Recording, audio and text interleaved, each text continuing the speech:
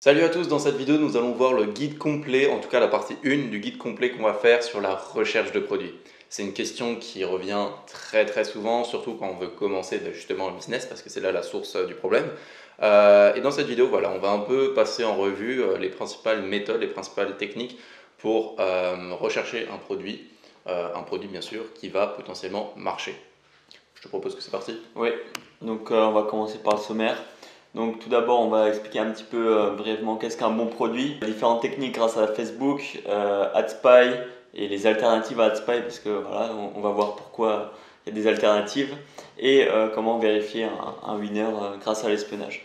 Quel style de produit il faut pour avoir créé une vraie marque? Parce que voilà, on ne peut pas faire ça avec n'importe quel produit. On va le voir tout de suite. Quels critères doit remplir ce produit? Voilà. Après, là, s'il remplit tous les critères, c'est clairement le produit parfait. S'il ne remplit pas 2-3 critères, c'est pas trop grave. Mais bon, c'est quand même mieux Voilà. de remplir un maximum de critères. Donc c'est parti. Le premier critère, c'est qu'il soit fiable tout d'abord. Donc là, c'est le produit AliExpress en soi. Faut pas que ça soit de la merde. C'est-à-dire qu'il faut que ça marche, entre guillemets. Faut pas que ce soit un peu de la camelote, on va dire. Il faut pas que ça mette en danger. Même si on verra plus tard au niveau des agents fournisseurs qu'il y a toujours moyen d'améliorer le produit, si dès le départ il y a une certaine fiabilité au niveau du produit, ça pourrait être largement mieux. Ensuite, il faut qu'il y ait une audience large et ça c'est un point très important. Il ne faut pas que son produit soit destiné à une niche très réduite, sinon le potentiel de marque au niveau national voire même international, il est réduit forcément. Il faut que l'audience soit vraiment large, il faut qu'il y ait un large public, que ce soit destiné aux hommes, aux femmes, bref. Plus l'audience est large, plus le potentiel de marque sera forcément élevé parce qu'il y aura beaucoup de monde, beaucoup d'acheteurs potentiels. Ensuite, le prochain point, c'est la marge. La marge, donc là, je pense que c'est assez compréhensible. Il faut avoir une bonne marge. Si maintenant, sur AliExpress, ton produit coûte 10 mais que tu vas le vendre 20, ça va être un petit peu compliqué pour essayer de développer encore plus la marque, avoir ses propres logos, tout ça. Il faut vraiment, et même avoir des stocks, ça va être compliqué. Plus difficile en tout cas. C'est mieux et plus confortable d'avoir de bonnes marges, surtout après avec les impôts, les taxes, tout ça. Il faut avoir une bonne marge. Ensuite, au niveau de la saturation, il ne faut pas que le produit soit trop saturé, il ne faut pas qu'il y ait 100 000 personnes qui aient déjà lancé une boutique. On peut donner l'exemple de iSmile et Cocolab par exemple, qui sont deux grosses marques sur les mêmes types de produits, c'est-à-dire le blanchiment dentaire, avec la poudre de charbon, tout ça. Voilà. C'est déjà deux gros shops, mais vraiment bien implantés dans le marché. Ça va être très compliqué. Et il y en a d'autres, il y a Cocolab, mais il y a aussi Carbone Coco. Oui, Carbone Coco, voilà, c'est des grosses marques qui sont déjà ça fait 3 gros sites sur le même produit, enfin le même type de produit. Il y a moyen de trouver plein de nouveaux produits, je pense, donc voilà. Faire attention à ça. Après, si on a une, c'est pas trop grave. Si on a une dans un autre pays, c'est pas grave non plus. Mais si on a, je sais pas combien, ça va être compliqué. Ça va être compliqué, exactement. Le potentiel de marque, forcément, ça va être difficile de brander un produit qui va empêcher de ronfler la nuit plutôt qu'un produit blanchiment dentaire justement qui est beaucoup plus facile, beaucoup plus de potentiel de marque. Donc il faut que le produit en lui-même, il ait un certain potentiel de marque, surtout sur les réseaux, avec un site, c'est très intéressant. Ouais, donc là tu as donné l'exemple du petit truc machin à 1 euro qu'on met dans le nez pour éviter de ronfler. Et moi je t'avais parlé par exemple de la machine qui fait des sushis. Si maintenant on vend que ça sur un site et qu'on essaie de faire une marque sur ce produit, ça va être compliqué. Par contre, si maintenant on fait une niche avec plein de produits de ce type-là, pourquoi pas? Mais faire attention à quel type de produit. On va pas pouvoir vendre n'importe quoi en faisant une grosse marque. Donc voilà, un beau potentiel. Répond à un besoin, forcément. Ça c'est pour tous les types de produits. Clairement, si un produit ne répond pas à un besoin, il ne va pas tout simplement marcher. En tout cas, ça va être beaucoup plus dur de le faire marcher. Il faudra avoir un bon marketing. Mais si le produit répond directement à un besoin, ça peut être un besoin que la marque crée. Par exemple, typiquement, je pense à une Rolex, ça répond aux besoins de la reconnaissance, ça répond aux besoins tout simplement de la reconnaissance sociale. Les gens, quand ils voient une Rolex au poignet, ils disent waouh, cette personne, elle est puissante, elle a de l'argent, elle sait ce qu'elle fait. Et voilà, ça peut répondre pas forcément à un besoin fondamental, par exemple. Une marque de nourriture qui va vendre de la nourriture parce que tout le monde a besoin de manger, mais ça peut répondre à un besoin beaucoup plus large Là, tu as parlé du besoin de Rolex qui est un peu de se sentir bien élevé dans la société. C'est un peu le même principe pour les blanchiments dentaires, c'est-à-dire on veut avoir les dents blanches parce qu'on veut être beau, on veut que les gens nous voient comme des belles personnes. C'est pour ça qu'on a envie de soigner son image en fait. Voilà, c'est ça. Et après, répondre à un besoin, je vais dire, bon, il y a des marques, par exemple une marque de vêtements, tout ça, ça répond pas spécialement à un besoin, enfin celui de s'habiller en tout cas. Mais voilà, il faut pouvoir se différencier quelque part, surtout avec des produits d'AliExpress. Il faut que ça réponde à un besoin qu'on ne voit pas souvent. Mais sinon, tu as raison sur ça. Il faut que le produit soit plus ou moins exclusif. Là, voilà, c'est un peu, ça relie un peu la saturation.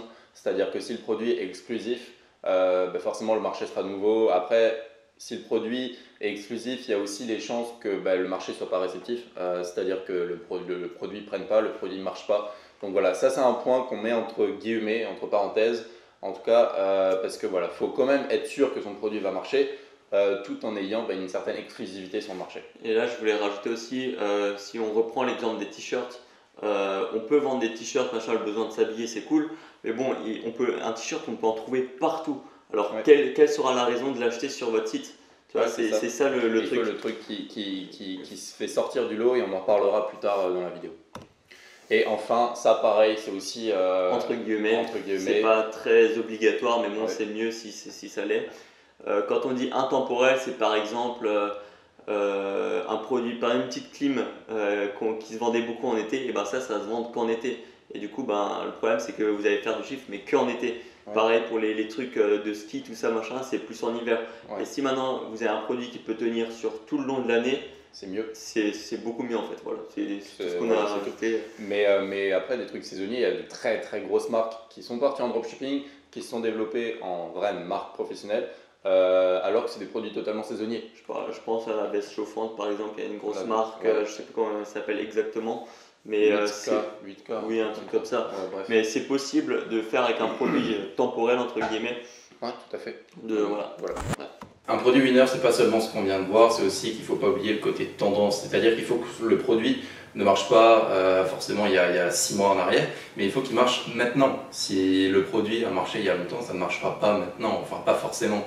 Il y a moins de chances en tout cas.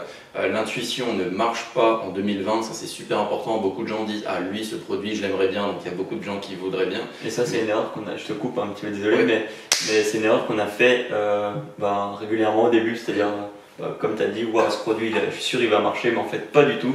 Il y a uniquement les chiffres qui peuvent éventuellement nous induire, nous dire que le produit a un bon potentiel. Et du coup, voilà, ce que j'ai écrit, il faut se fier aux chiffres uniquement. Et pour les chiffres, encore je te recoupe, mais les chiffres, c'est quoi? C'est les nombres de likes sur les pubs, s'il y a beaucoup d'influenceurs qui font sur le même produit, les nombres de vues, etc. etc. Donc, ces chiffres-là, on parle. Il faut en fait que le produit soit un peu viral, entre guillemets. Et il faut bien se rendre compte qu'on ne vend pas un produit, on vend un produit à des clients, mais on ne vend pas un produit à nous-mêmes. Encore ce matin, j'avais quelqu'un au téléphone et qui avait créé une boutique et qui voulait le brander d'une façon un peu bizarre, du style ah mais ce nom de boutique, je pense que c'est bien, ça me parle, ce produit-là c'est bien, ça me parle, moi je trouve que c'est bien. Mais je dis ok, toi tu trouves que c'est bien, c'est génial, mais est-ce que ta clientèle elle trouve que c'est bien? Est-ce que ta clientèle à elle ça va lui parler? Et si le produit nous plaît mais que personne ne fait du chiffre, ce n'est pas un bon produit. Ça on revient sur le côté tendance qu'on a vu juste avant. Et c'est d'où l'importance de choisir des produits qui ont fait et qui font leurs preuves, mais pas que, c'est aussi de les marketer de la même manière. C'est-à-dire qu'il ne faut pas recréer ou alors créer tout simplement en partant de zéro un problème, un besoin chez les clients, mais il faut en utiliser un qui est déjà existant. Si par exemple les clients se plaignent que, je sais pas, la salle de sport coûte trop cher et que au contraire ils aimeraient, la plupart des gens aimeraient, je sais pas, une planche à pompe pour faire du sport à la maison.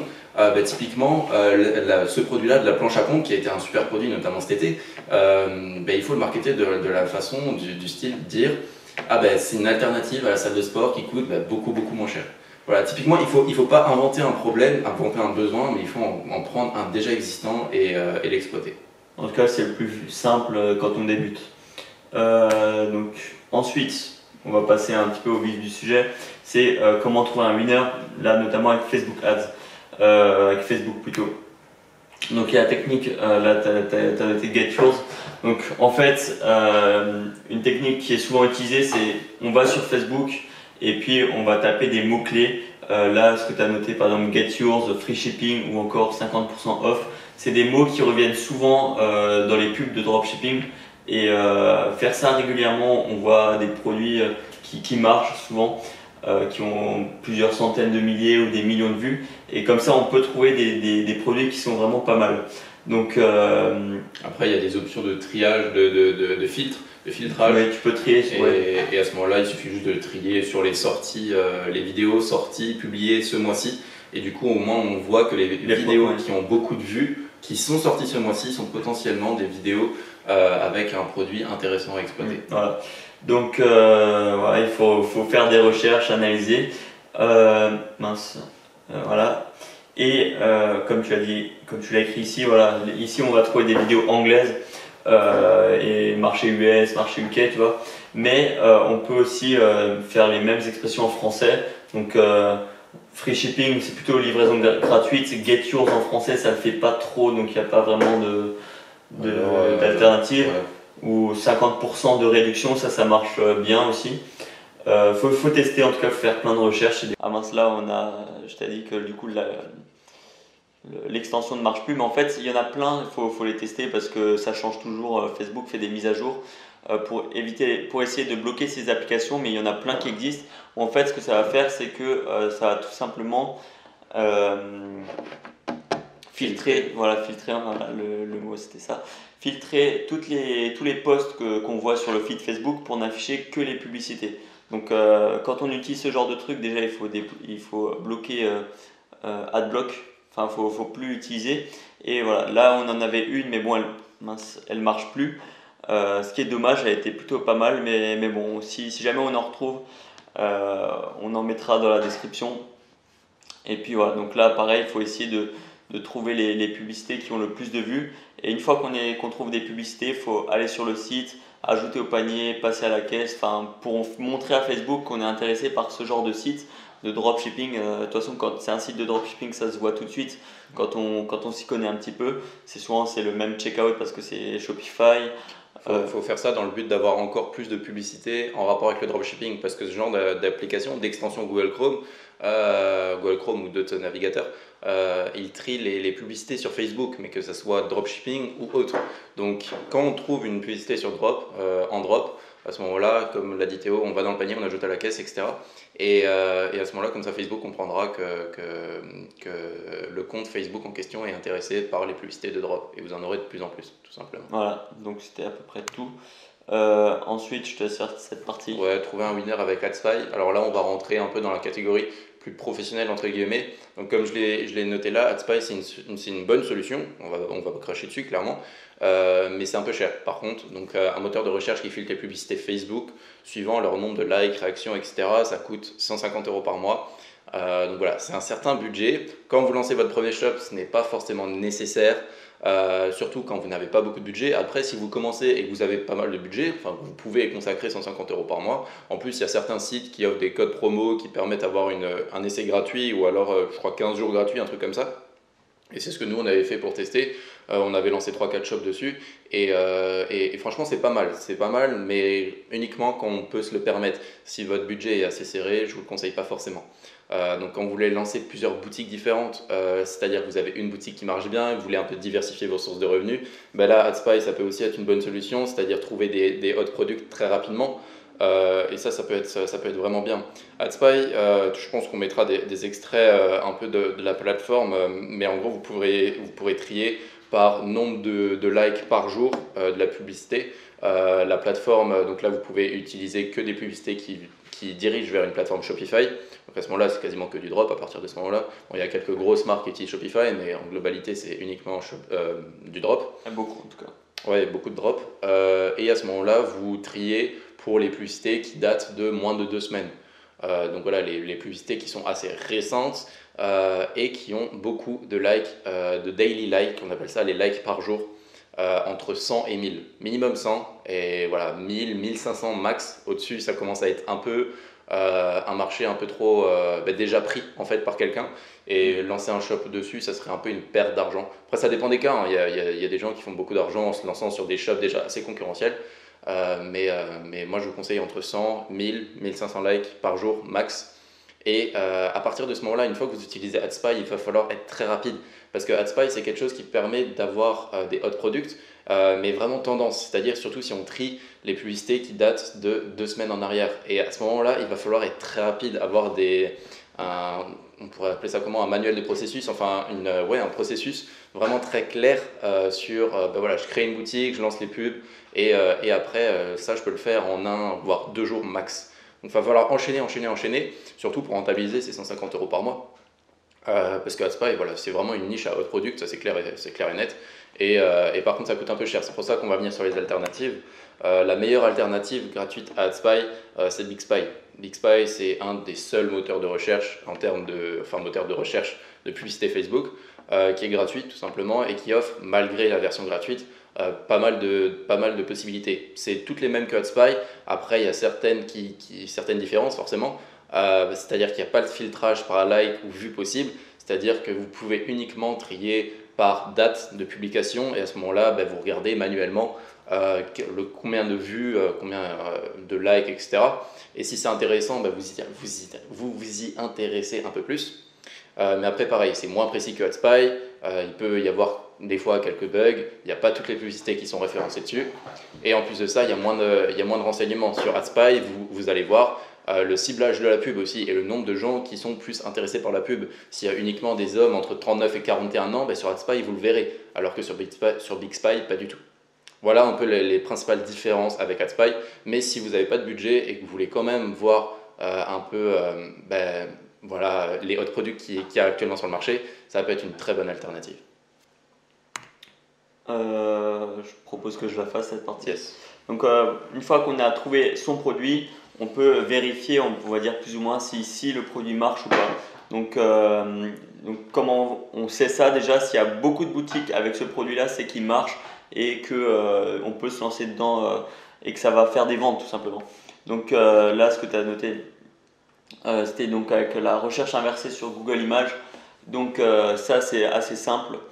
On prend les images d'un site qui donne l'image produite par exemple, et on recherche, on fait la recherche inversée sur Google Images, et ça affichera tous les autres concurrents en fait de ce produit là. Enfin, la plupart du temps, après ça dépend si la personne modifie un petit peu les images et met son logo sur le produit à ses propres photos, ça peut être un peu compliqué parfois, mais ça peut être une bonne technique pour trouver des autres choses. Je mettrai un extrait là, en même temps pour vous montrer comment faire. Et après, les recherches avancées sur Google. Juste, tu avais noté ça. S'inspirer du. Ouais, c'est ça. C'est en gros, déjà, cette technique, elle permet de voir s'il y a beaucoup de sites. S'il y a beaucoup de sites, c'est bon signe. Après, il ne faut pas qu'il y en ait 1 milliard non plus, mais voilà, s'il y a pas mal de sites, c'est bon signe. S'il n'y a aucun site, voilà, il faut se méfier quand même. Mais surtout, on peut trouver de bonnes marques. Nous, le nombre de fois où on a voulu lancer des produits, on a fait une recherche inversée. Waouh, ce site, il est vachement brandé, ils ont le logo sur le produit, etc. Et c'est vachement intéressant. Et à ce moment-là, on s'intéresse sur leur façon de marketer le produit, parce que si ça marchait pour eux, c'est qu'ils le marketent de la bonne manière. Même s'il y a plusieurs manières de marketer un produit, mais voilà, on peut s'en inspirer. Et juste, je viens de penser à un truc, il faut bien s'en inspirer et pas copier exactement, Oui, parce que voilà, déjà Google va pas aimer, Facebook ça va faire augmenter les CPM, donc les coûts pour 1000, enfin le coût de la publicité en gros, et voilà, c'est pas la meilleure technique, on va dire, de copier mot par mot. Vous pouvez reprendre des fois quelques images, mais sans abuser non plus. Donc voilà, je te laisse faire ça. Les recherches avancées sur Google, c'est aussi très puissant. C'est en gros, il faut taper cette petite formule magique que je mettrai dans la description de cette petite formule. Mais c'est simple, vous allez dans la barre de recherche Google, vous tapez in-url://myshopify et entre guillemets vous mettez le nom de votre produit. Si par exemple vous vendez un legging, vous mettez legging. Si vous vendez je sais pas, un truc minceur, vous mettez minceur. Enfin voilà, vous avez compris un peu le principe. À ce moment-là, vous aurez tous les sites .myshopify.com, donc tous les sites Shopify en gros, qui vendent le même produit que vous, ou en tout cas le même type de produit que vous. Donc voilà, tout simplement. Là j'ai mis un exemple, on peut aller voir, il suffit de cliquer dessus. Quand on tape dessus, j'ai mis in URL My Shopify Cellulite par exemple, ben là on a tous les différents sites Shopify. Pareil, on a aussi des images produits. Si on en prend un au pif, par exemple celui-là je suis déjà allé dessus pour vérifier l'exemple. Et en gros, voilà, on tombe sur un site Shopify. Bon, clairement, il est dégueulasse, l'image produit est affreuse, mais en soi, c'est un type de produit. Voilà, il y a des gifs qui sont intéressants à prendre et la description à s'inspirer. Donc voilà, pourquoi pas faire cette technique pour construire après votre site et surtout vérifier encore une fois que la niche ou le produit en question est un produit assez potentiellement winner. Conclusion, c'est la dernière slide. La première partie de ce guide complet pour la recherche de produits, on a vu les strats avec Facebook, notamment la strat avec Facebook, avec les Get Yours, Free Shipping, etc. Ça c'est assez puissant, surtout qu'on n'a pas de budget, voilà, c'est gratuit. Mais la meilleure façon pour trouver un produit reste, je pense, AdSpy. Après voilà, c'est assez cher, c'est assez conséquent, il faut se le permettre. Il y a des alternatives comme BigSpy, il y en a encore d'autres, mais dans cette vidéo, voilà, on a vu ça. Dans un deuxième épisode, on verra peut-être d'autres techniques. Oui, il y aura d'autres techniques. Et voilà. Moi, je voulais juste rajouter que voilà, si maintenant vous trouvez un produit, que vous le testez et qui ne marche pas, c'est pas grave, il faut pas s'attacher à un produit. On va dire, il ne faut pas s'attacher émotionnellement à un produit. S'il ne marche pas, tant pis, on le jette de côté, on a fait, tant pis pour la boutique qu'on a créée, mais il faut tout de suite en faire une autre avec un autre produit et continuer comme ça, persévérer parce que voilà, nous on avait fait 6 ou 7 boutiques avant de trouver le bon produit quand on a commencé, donc voilà, il faut continuer de persévérer, quand même faire des nouveaux produits, des nouveaux tests et voilà, c'est comme ça que ça marche. Bref, c'était à peu près tout. J'espère que cette vidéo vous a plu, n'hésitez pas à aller voir tous les liens dans la description, on propose plein de choses qui peuvent être intéressantes et même du coup le in-URL on le mettra en description et même BigSpy, AdSpy, ces trucs là, tout sera dans la description. Puis voilà, jusqu'à la prochaine fois, portez-vous bien, travaillez bien, croyez en vos rêves. Ciao! Ciao!